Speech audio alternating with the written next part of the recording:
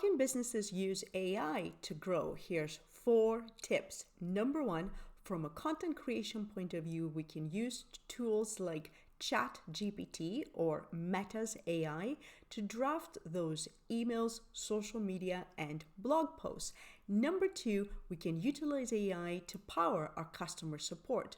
Tools like ManyChat and Drift can be very helpful to easily and quickly address questions so we can manage more strategic type of initiatives. Number 3, they can help us from an advertising point of view. Meta's Advantage Plus suite and Google's powered AI can be very helpful to generate and increase our overall campaigns from a marketing perspective. Number 4, we can also use AI from a branding and design point of view as well. Canva's Magic Design can be a really helpful tool for entrepreneurs. So follow now for more digital marketing tips and resources, and let me know in the comments which one of these tools you're planning to use this week.